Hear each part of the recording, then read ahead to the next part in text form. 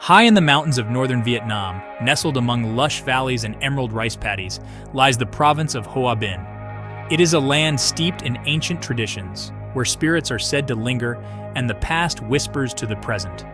In the heart of this mystical landscape, in the small town of Vu Ban, a story unfolded that would captivate the nation and ignite imaginations around the world. It is the story of Binh, a young boy haunted by memories that were not his own, memories that seemed to carry the indelible mark of a life lived before. Our story begins in the early 1990s, in the quiet aftermath of war. Vietnam was slowly healing, its people rebuilding their lives amidst the scars of conflict. In Vu Ban, life went on, punctuated by the rhythms of rural existence. But beneath the surface of this tranquil existence, a current of mystery was about to break through. Nguyen Van Binh was born in 1990, a seemingly ordinary child entering the world in an extraordinary time. His parents, like many in their community, were hardworking farmers, their lives a tapestry woven from the threads of tradition and resilience. Yet from his earliest years, Binh exhibited unusual behaviors, a precocious awareness that set him apart from his peers. He spoke of a past life, a life lived not in the rice paddies of Vu Ban, but in the distant city of Hanoi, over 60 miles away. At first, his parents dismissed his pronouncements as childish fantasies, the whimsical imaginings of a young mind.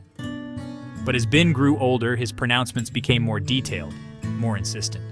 He spoke of a life as a young man named Tien, a soldier who had fought and died in the Vietnam War. He described his former family, his home, even the circumstances of his death in vivid detail. Binh's claims, though startling, were not entirely unprecedented in Vietnamese culture. Binh's insistence on his past life grew stronger. He begged his parents to take him to Hanoi, to the family he claimed to have known in a previous existence. His parents, torn between skepticism and a growing sense of unease, finally relented. The journey to Hanoi was long and arduous, a testament to the family's commitment to understanding their son's claims. As they approached the city, Binh's demeanor changed. He became agitated, excited, his eyes scanning the passing scenery as if searching for a familiar landmark. When they reached the address Binh had described, a sense of astonishment and disbelief washed over his parents. It was the home of a family named Lê, a family who had indeed lost a son named Tien during the war. Binh, a young boy from a remote village, recognized members of the Lê family as if they were his own. He identified objects in the house that had belonged to Tien, recounting memories that only Tien could have known. Word of Binh's story spread like wildfire through Vu Ban and beyond, carried on the winds of rumor and speculation. The once quiet village became a magnet for curious onlookers, journalists eager for a glimpse into the extraordinary, and researchers seeking to unravel the enigma of Binh's claims. Some dismissed Binh's story as a hoax, a fabrication designed to exploit the public's fascination with the paranormal. Others saw in it the hand of a clever con artist, preying on the grief and hope of a family shattered by war. But for many, Binh's story resonated with a deeper truth, a truth that transcended the limitations of logic and reason. The villagers of Vu Ban, steeped in the traditions of their ancestors, were perhaps the least surprised by Binh's story.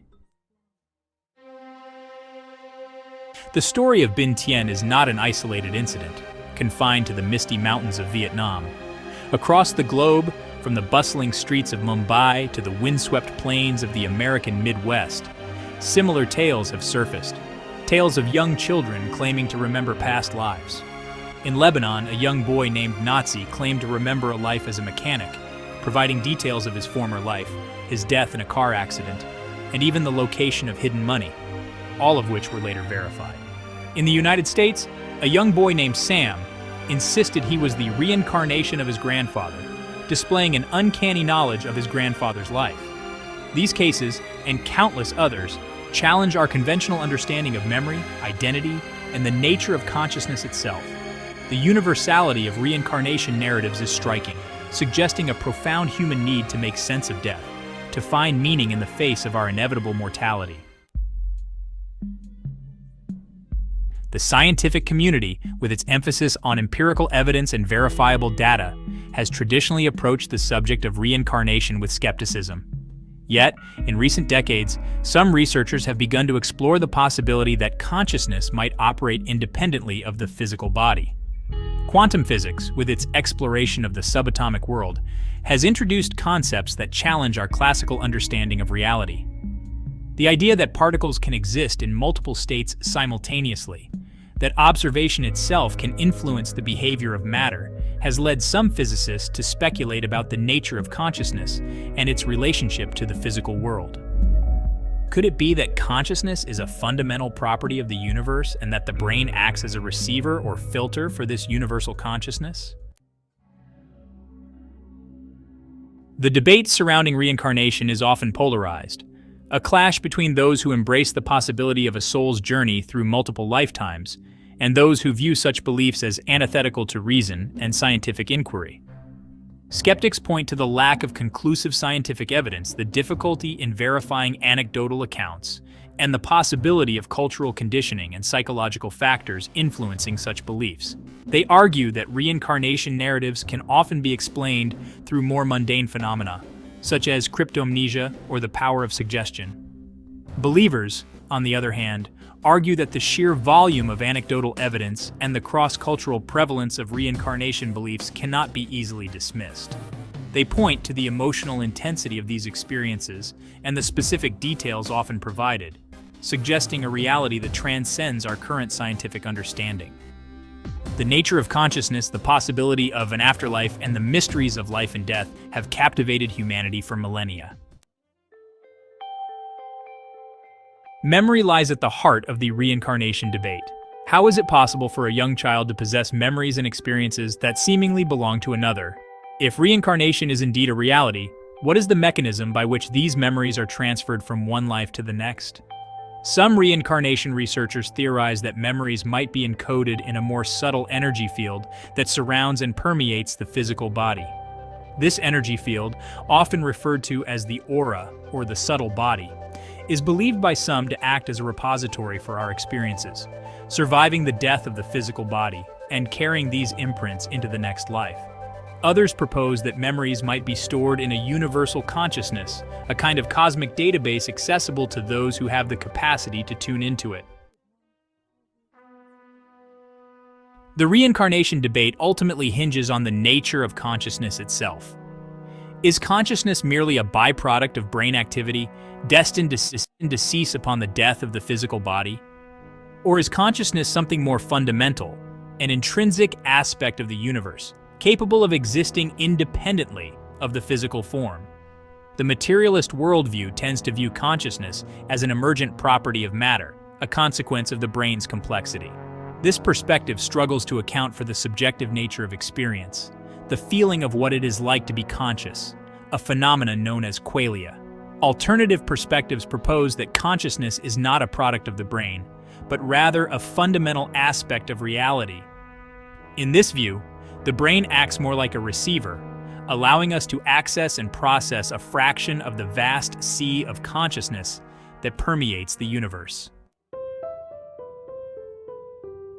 The story of Bin Tian, though decades old, continues to fascinate and inspire, a testament to the enduring power of mystery and the human longing to understand the nature of our existence. Bin, now an adult, lives a quiet life. His childhood experiences a distant memory. The Lei family, forever changed by their encounter with the young boy who claimed to be their deceased son, cherish the memories of Tien.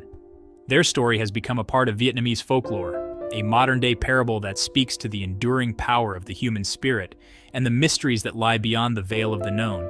It serves as a reminder that the world is full of wonders, that our current understanding of reality is limited. The story of Bin Tian invites us to question, to explore, and to remain open to the possibilities that lie beyond the confines of our current understanding.